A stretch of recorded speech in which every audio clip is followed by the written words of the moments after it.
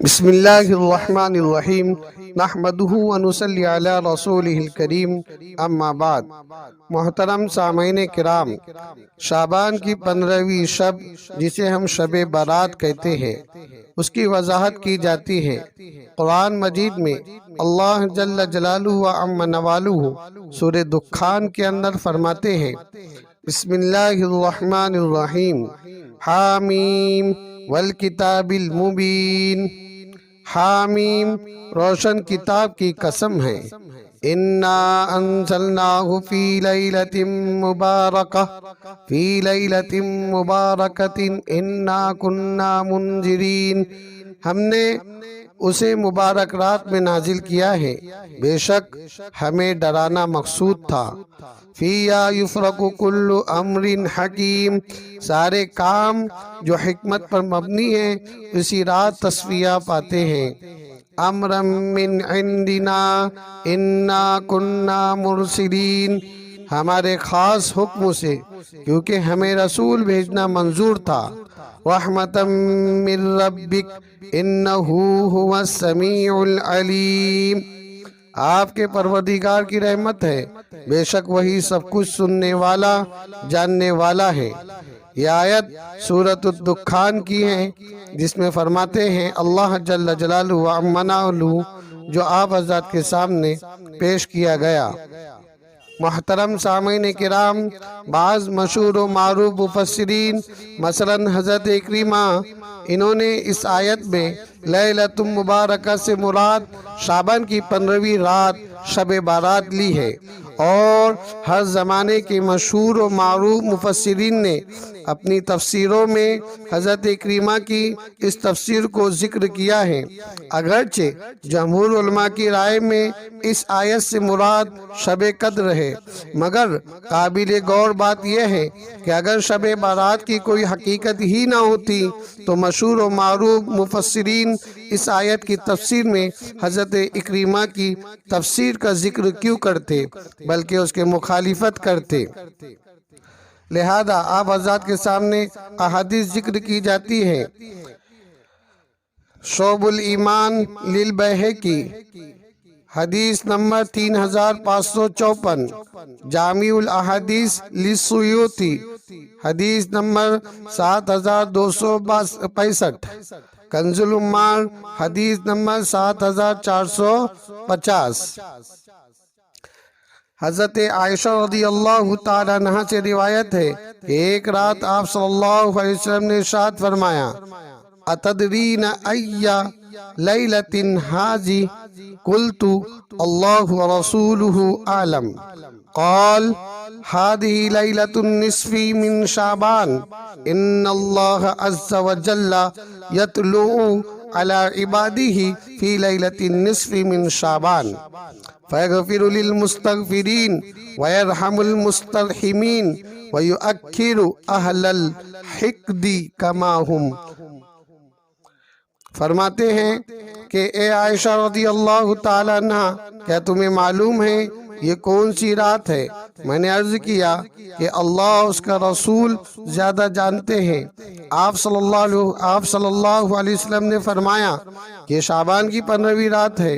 اس رات اللہ رب العزت اپنے بندوں پر نظر رحمت فرماتے ہیں، بخشش چاہنے والوں کو بخشش دیتے ہیں، رحم چاہنے والوں پر رحم فرماتے ہیں، اور بغض رکھنے والوں کو ان کے حال پر چھوڑ دیتے ہیں۔ اسی طرح شعب الایمان للبیہقی 3546 اور مجمع الزواہد 12957، اس روایت ہے عن ابی بکر صدیق رضی اللہ تعالیٰ عنہ عن النبی صلی اللہ علیہ وسلم قال ينزل اللہ الى السماء الدنیا لیلۃ النصف من شعبان فيغفر لكل شيء الا رجل مشرك او في قلبه شحناء۔ فرمایا حضرت ابو بکر صدیق رضی اللہ تعالیٰ سے روایت ہے کہ حضرت صلی اللہ علیہ وسلم نے فرمایا، اللہ تعالیٰ شعبان کی 15ویں رات آسمان دنیا کی طرف نزول فرماتے ہیں۔ اس رات ہر ایک کی مغفرت کر دی جاتی ہے، سوائے اس شخص کے جو اللہ کے ساتھ شریک ٹھہرانے والا ہو، یا وہ شخص جس کے دل میں کسی مسلمان کے خلاف کینہ بھرا ہوا ہو۔ اسی طرح مشکوٰۃ شریف کی روایت ہے 1305، جس میں فرمایا حضرت عائشہ رضی اللہ تعالیٰ عنہا حضرت صلی اللہ علیہ وسلم سے روایت فرماتی ہے کہ آپ صلی اللہ علیہ وسلم نے فرمایا، اے عائشہ، کیا تمہیں معلوم ہے کہ اس رات یعنی شعبان کی 15ویں رات میں کیا ہوتا ہے؟ حضرت عائشہ رضی اللہ تعالی عنہا نے عرض کیا، یا رسول اللہ، اس میں کیا ہوتا ہے؟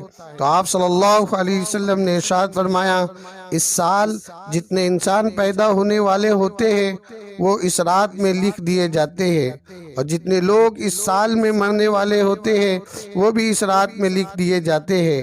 اس رات بنی آدم کے اعمال اٹھائے جاتے ہیں، اور اس رات میں لوگوں کی مقررہ روزی اترتی ہے۔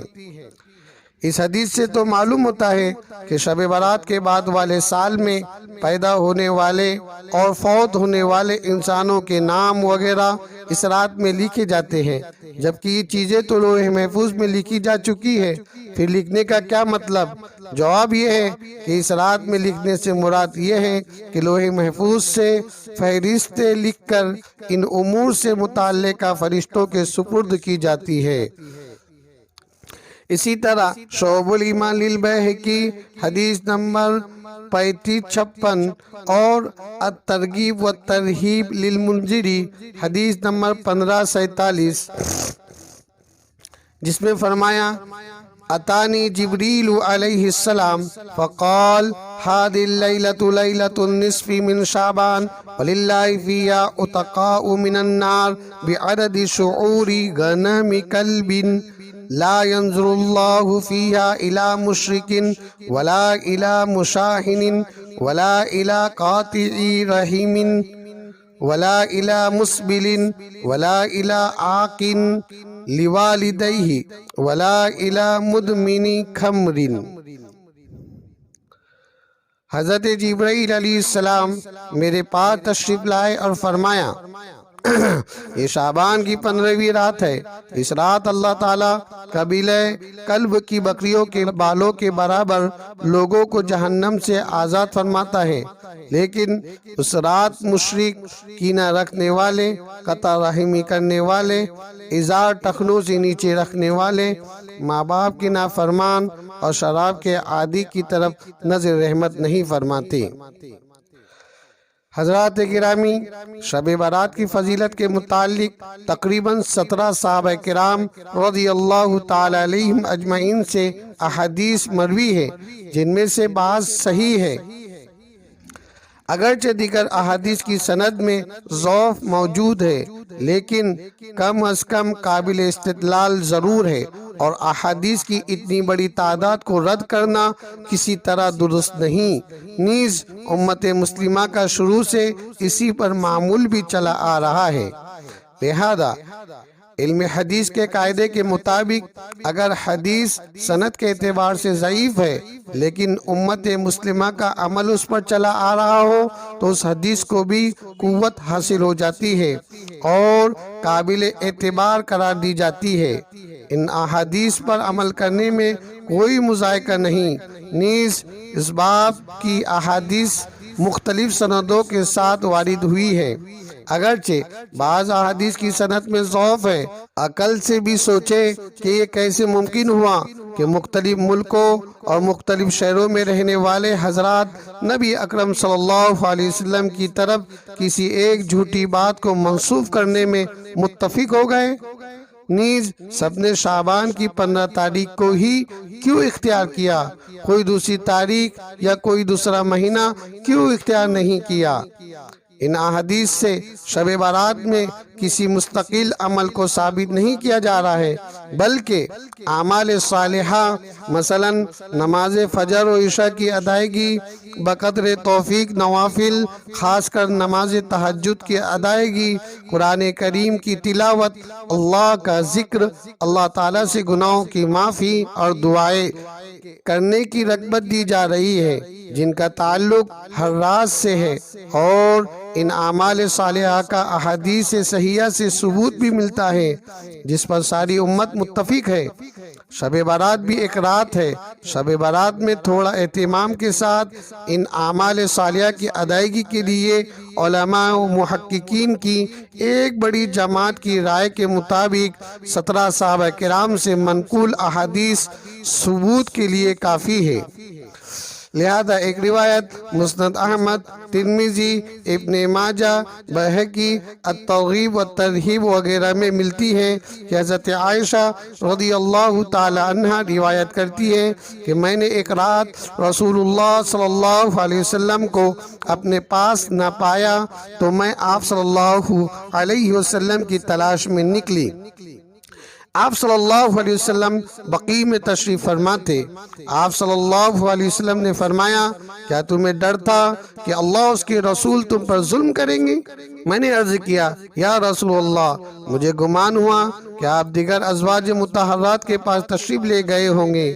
تو آپ صلی اللہ علیہ وسلم نے فرمایا، بے شک اللہ تعالیٰ 15ویں شعبان کی شب کو نچلے آسمان پر نازل فرماتا ہے اور قبیلہ کلب کی بکریوں کے بالوں کی تعداد میں لوگوں کی مغفرت فرماتا ہے، اور اس رات میں بے شمار لوگوں کی مغفرت کی جاتی ہے مگر مشرک، عداوت کرنے والے، رشتہ توڑنے والے، تکبرانہ طور پر ٹخنوں سے نیچے کپڑا پہننے والے، والدین کی نافرمانی کرنے والے اور شراب پینے والوں کی طرف اللہ تعالیٰ کی نظر کرم نہیں ہوتی۔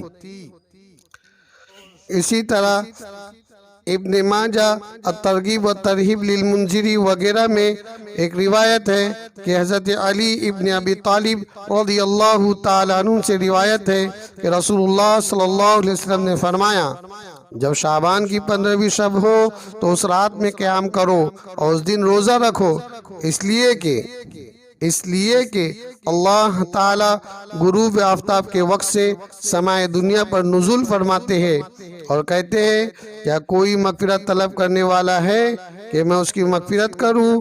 کیا کوئی رزق کا متلاشی ہے کہ میں اسے رزق عطا کروں؟ کیا کوئی مصیبت کا مارا ہے کہ میں اس کی مصیبت دور کروں؟ کیا کوئی ایسا ہے حتیٰ کہ صبح صادق کا وقت ہو جاتا ہے۔ ماہ شعبان کی 15ویں رات بہت فضیلت والی رات ہے۔ احادیث مبارکہ میں اس کے بہت سے فضائل وارد ہوئے ہیں جیسا کہ آپ حضرات کے سامنے پیش کیا گیا، اور اسلاف امت بھی اس کی فضیلت کے قائل چلے آ رہے ہیں۔ اس رات کو شب برات کہتے ہیں اس لیے کہ اس رات لاتعداد انسان رحمت باری تعالیٰ سے جہنم سے نجات حاصل کرتے ہیں۔ شب برات کے متعلق لوگ افراط و تفریط کا شکار ہے۔ بعض تو وہ ہے جو سرے سے اس کی فضیلت کے قائل ہی نہیں بلکہ اس کی فضیلت میں جو احادیث مروی ہے انہیں موضوع من گھڑت قرار دیتے ہیں، جبکہ بعض فضیلت کے قائل تو ہے لیکن فضیلت کے حصول میں بے شمار بدعات اور رسومات اور خود ساختہ امور کے مرتکب ہے۔ عبادت کے نام پر ایسے منکرات سر انجام دیتے ہیں کہ الامان والحفیظ۔ اس بارے میں معتدل نظریہ یہ ہے کہ شعبان کی اس رات کی فضیلت ثابت ہے، لیکن اس کا درجہ فرض و واجب کا نہیں بلکہ محض استحباب کا ہے۔ سرے سے اس کی فضیلت کا انکار کرنا بھی صحیح نہیں، اور اس میں کہی جانے والے اعمال و عبادت کو فرائض و واجبات کا درجہ دینا بھی درست نہیں۔ لہذا شب برات اکابرین امت کی نظر میں کس طرح ہے ملاحظہ فرمائیں۔ جلیل القدر تابعی حضرت عطا ابن یسار رحمۃ اللہ علیہ فرماتے ہیں، ما من لیلۃ بعد لیلۃ القدر افضل من لیلۃ النصف من شعبان۔ لیلۃ القدر کے بعد شعبان کی 15ویں رات سے زیادہ افضل کوئی رات نہیں۔ علامہ ابن رجب حنبلی رحمۃ اللہ علیہ فرماتے ہیں، لیلۃ النصف من شعبان کانت تابعون من اہل الشام کخالد ابن معدان ومكحول ولقمان بن عامر وغيرهم يعظمونها ويجتهدون فيها في العبادة وعنهم أخذ الناس فضلها وتعظيمها۔ اہل شام کے تابعین حضرات مثلا امام خالد ابن معدان اور امام مکحول اور امام لقمان ابن عامر وغیرہ شعبان کی 15ویں رات کی تعظیم کرتے تھے اور اس رات خوب محنت سے عبادت فرماتے تھے۔ انہی حضرات سے لوگوں نے شب برات کی فضیلت کو لیا ہے۔ امام شافعی رحمۃ اللہ علیہ فرماتے ہیں وَبَلَغْنَا أَنَّهُ كَانَ يُقَالُ إِنَّ الدُّعَاءَ يُسْتَجَابُ فِي 5 لَيَالٍ فِي لَيْلَةِ الْجُمُعَةِ وَلَيْلَةِ الْأَضْحَى وَلَيْلَةِ الْفِطْرِ وَأَوَّلِ لَيْلَةٍ مِّن رَجَبَ وَلَيْلَةِ النِّصْفِ مِن شَعْبَانَ وَأَنَا أَسْتَحِبُّ كُلَّ مَا حُكِّيَتْ فِي هَذِهِ اللَّيَالِي مِن غَيْرِ أَن يَكُونَ فَرْضًا۔ ہمیں یہ بات پہنچی ہے، کہا جاتا ہے کہ 5 راتوں میں دعا زیادہ قبول ہوتی ہے۔ جمعہ کی رات، عید الاضحیٰ کی رات، عید الفطر کی رات، رجب کی پہلی رات اور نصف شعبان کی رات۔ میں نے ان راتوں کے متعلق جو بیان کیا ہے اسے مستحب سمجھتا ہوں، فرض نہیں سمجھتا۔ علامہ زین الدین الحنفی رحمۃ اللہ علیہ فرماتے ہیں رمضان کے آخری 10 راتوں میں، عیدین کی راتوں میں، ذوالحجہ کی 10 راتوں میں، شعبان کی 15ویں رات میں شب بیداری کرنا مستحبات میں سے ہے، جیسا کہ احادیث میں آیا ہے، اور علامہ منذری رحمۃ اللہ علیہ نے انہیں ترغیب و ترہیب میں مفصلاً بیان کیا ہے۔ حضرت علامہ مولانا محمد انور شاہ کشمیری رحمۃ اللہ علیہ فرماتے ہیں ان هذه الليلة ليلة البراءة وصح الروايات في فضل ليلة البراءة۔ یہ رات لیلۃ البرات ہے اور اس لیلۃ البرات کی فضیلت کے بارے میں روایات صحیح ہے۔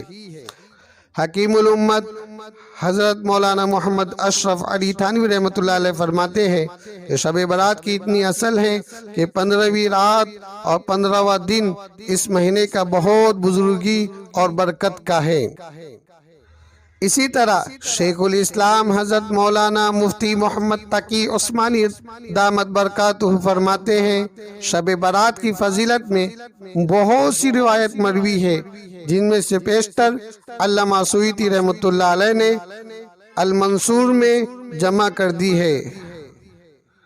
ان روایات کے ضعف کے باوجود شب برات میں اہتمام عبادت بدعت نہیں، اول تو اس لیے کہ روایات کا تعدد اور ان کا مجموعہ اس پر دال ہے کہ لیلۃ البرات کی فضیلت بے اصل نہیں۔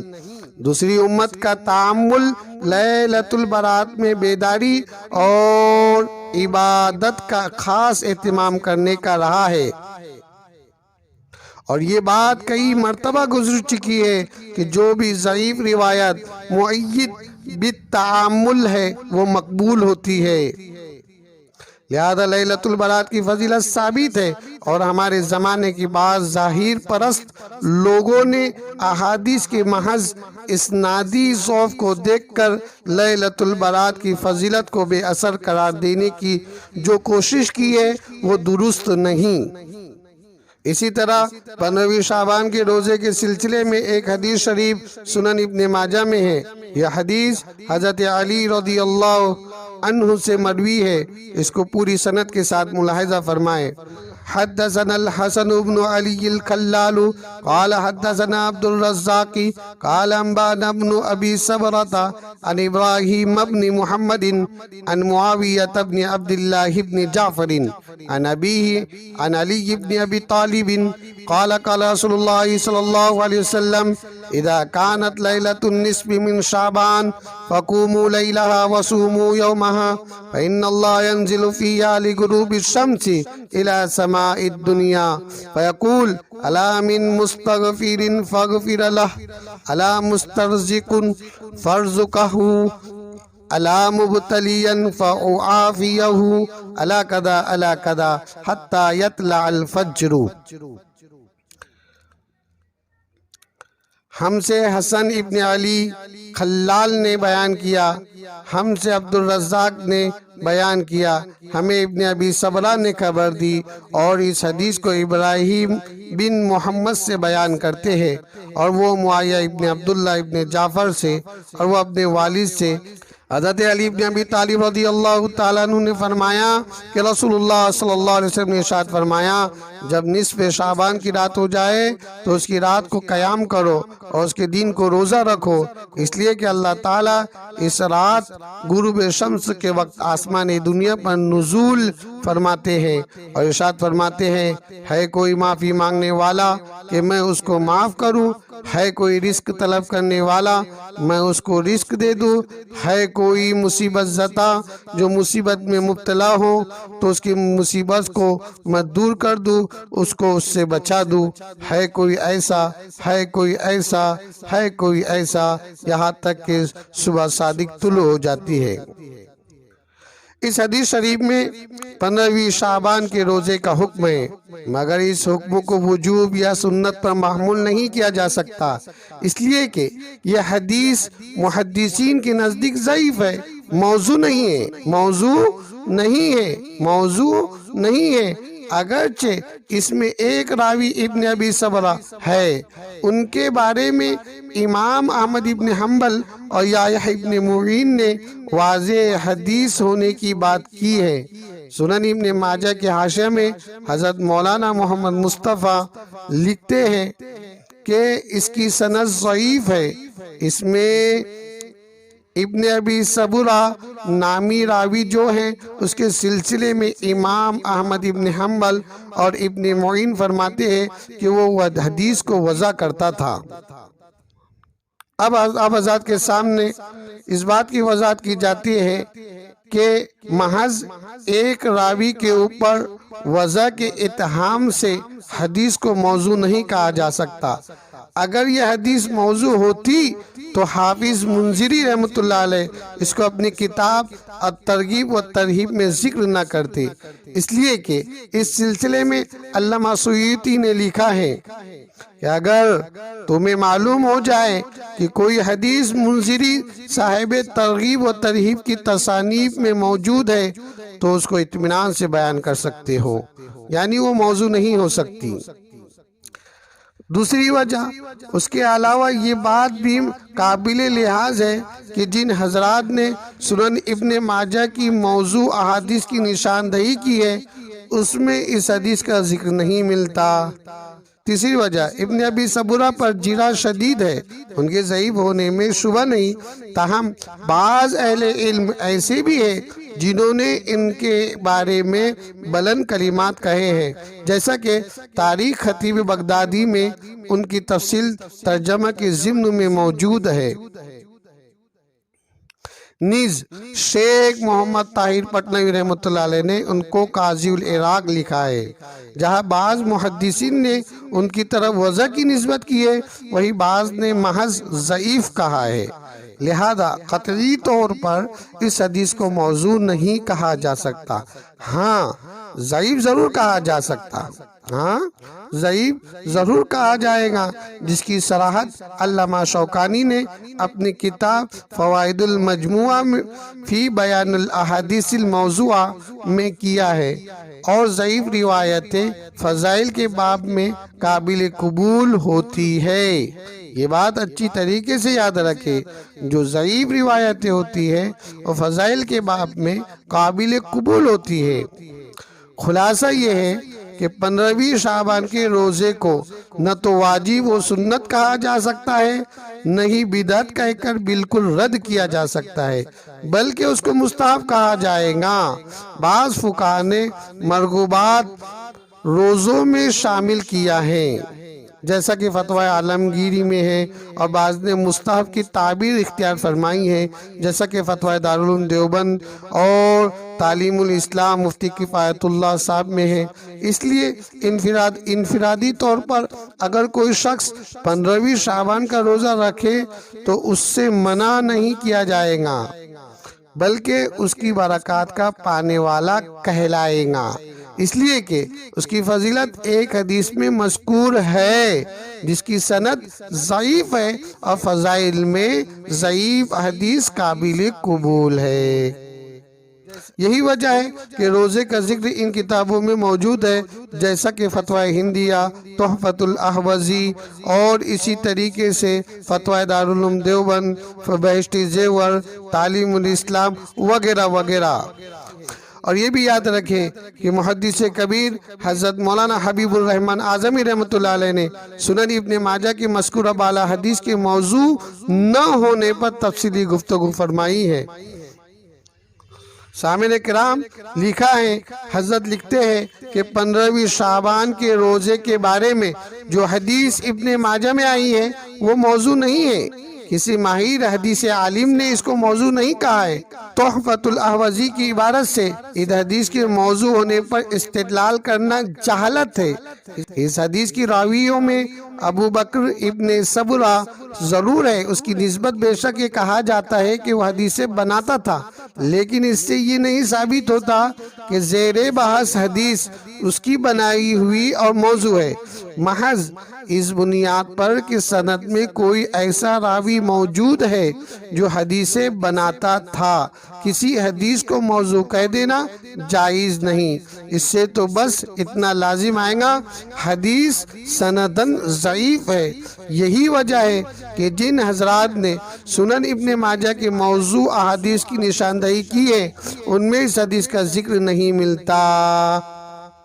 اصول حدیث وغیرہ کی مختلف کتابوں میں جگہ جگہ تصریح مل سکتی ہے۔ کسی حدیث کی سند میں کوئی کذاب یا وضاع راوی پایا جائے تو محض اتنے سے وہ حدیث موضوع نہیں ہو جائیں گی جب تک کہ دوسری کوئی دلیل اس کے موضوع ہونے پر دلالت نہ کرے۔ مثال کے طور پر فتح المغیث جلد 1 251 کو ملاحظہ کیا جائے، امام سخاوی لکھتے ہیں: ہذا ما ان مجرد تفرد الكذاب بل الوضاع ولو كان بعد الاستقصاء والتفتیش من حافظ متبحر تام الاستقراء غیر مستلزم لذلك بل لا بد معه من انضمام شيء مما سيأتي۔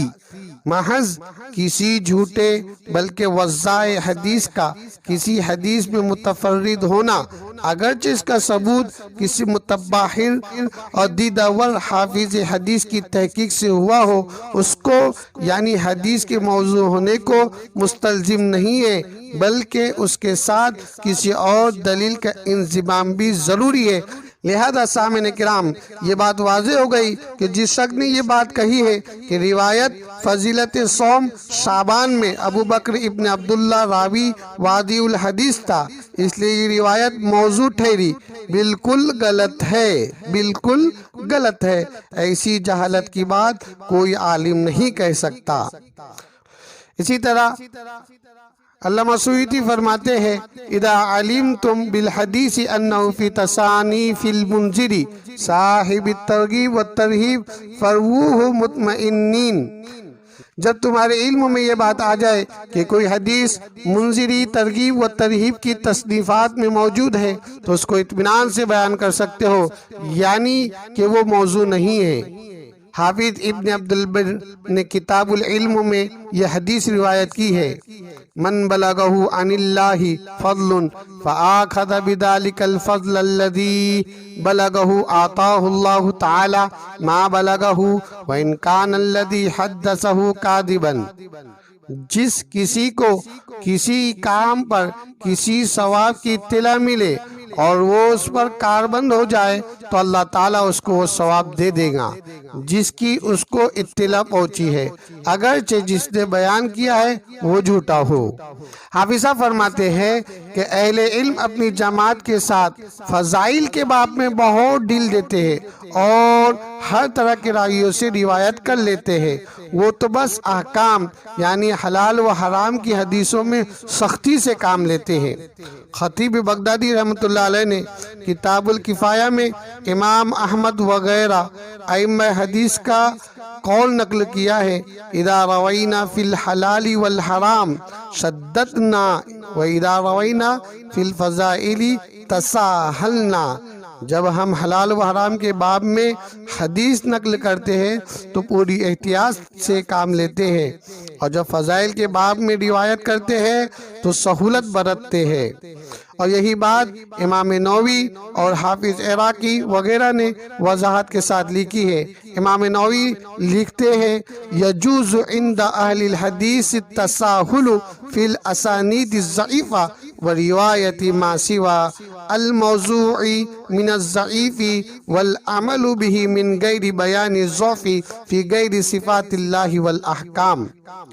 اہل حدیث کے نزدیک ضعیف سندوں میں تساہل برتنا اور موضوع کو چھوڑ کر ضعیف حدیثوں کو روایت کرنا اور ان پر عمل کرنا ان کا ذوق بیان کیے بغیر جائز ہے، مگر اللہ کی صفات اور احکام کی حدیث میں ایسا کرنا جائز نہیں۔ الغرض محترم سامعین کرام، اس رات میں عمل صالحہ کا خاص اہتمام کرے، یعنی عشاء اور فجر کی نمازیں وقت پر ادا کرے، بقدر توفیق نفل نمازیں خاص کر تہجد ادا کرے، اگر ممکن ہو تو صلاۃ و تسبیح پڑھے، قرآن پاک کی تلاوت کرے، کثرت سے اللہ کا ذکر کرے، اللہ تعالیٰ سے خوب دعا مانگے، خاص کر اپنے گناہوں کی مغفرت چاہے۔ کسی شب برات میں قبرستان تشریف لے جائے، اپنے اور میت کے لیے دعائے مغفرت کرے، لیکن ہر شب برات میں قبرستان جانے کا خاص اہتمام کوئی ضروری نہیں، کیونکہ پوری زندگی میں نبی اکرم صلی اللہ علیہ وسلم سے صرف ایک مرتبہ اس رات میں قبرستان جانا ثابت ہے۔ شب برات میں پوری رات جاگنا کوئی ضروری نہیں ہے، جتنا آسانی سے ممکن ہو عبادت کر لے، لیکن یاد رکھے کسی شخص کو آپ کے جاگنے کی وجہ سے تکلیف نہیں ہونی چاہیے۔ محترم سامعین کرام، اس رات میں ایسے اعمال نہ کرے جس کا کوئی ثبوت نہیں ہے، یعنی حلوہ پکانا۔ یاد رہے، حلوہ پکانے سے شب برات کا دور دور تک کوئی تعلق نہیں۔ آتش بازی کرنا یہ فضول خرچی ہے، نیز اس سے دوسروں کے املاک کو نقصان پہنچنے کا بھی خدشہ ہے۔ اجتماعی طور پر قبرستان جانا، قبرستان میں عورتوں کا جانا، عورتوں کا کسی بھی وقت قبرستان جانا منع ہے، لہذا یاد رہے کہ قبرستان میں عورتیں نہ جائے۔ قبرستان میں چراغاں کرنا، مختلف قسم کے ڈیکوریشن کا اہتمام کرنا، عورتوں اور مردوں کا اختلاط کرنا، قبروں پر چادر چڑھانا، کسی بھی وقت قبروں پر چادر چڑھانا غلط ہے۔ یاد رہے اس رات میں بقدر توفیق انفرادی عبادت کرنی چاہیے، لہذا اجتماعی عبادتوں سے حتی الامکان اپنے آپ کو دور رکھے، کیونکہ نبی اکرم صلی اللہ علیہ وسلم سے اس رات میں اجتماعی طور پر کوئی عبادت کرنا ثابت نہیں ہے۔ الغرض آخری بات آپ حضرات کے سامنے پیش ہے کہ شب برات میں جو لوگ اپنے گناہوں اور نافرمانی کی وجہ سے اللہ تعالیٰ کی رحمت سے محروم ہوتے ہیں وہ خوب توبہ کرے۔ عام طور پر ہم شب برات کا اہتمام کر لیتے ہیں اور وقتی طور پر بیانات اور خطبات بھی سن لیتے ہیں، لیکن عملی طور پر جن چیزوں کا جائزہ لینا چاہیے اور کمیوں کوتاہیوں کی تلافی کرنا چاہیے اس کی جانب بہت کم توجہ دیتے ہیں۔ دراصل یہ بابرکت راتیں اور معافی و بخشش کے مواقع ہمیں محاسبہ اعمال کی دعوت دیتے ہیں۔ ان میں اصل چیز یہی ہے کہ بدعمالیوں سے توبہ کی جائے اور رحمت پروردگار سے دامن کو بھرا جائے، لیکن ہمارا معاشرہ شب برات کے موقع پر مختلف قسم کے بدعات و خرافات میں پھنسا ہوا ہے اور حقیقی پیغام ہی نگاہوں سے اوجھل ہے۔ اسی کا نتیجہ ہے سالہ سال سے جن گناہوں کے عادی تھے اسی میں زندگی بسر ہو رہی ہے۔ لہذا اس رات کو اپنے لیے غنیمت جانتے ہوئے اللہ تعالیٰ کی رحمت اور بخشش کے حقدار بنے اور لا یعنی خرافات والے تمام باتوں سے احتراز کرے۔ اللہ تعالیٰ ہمارے تمام نیک اعمال کو قبول فرمائے۔ وما علینا الا البلاغ۔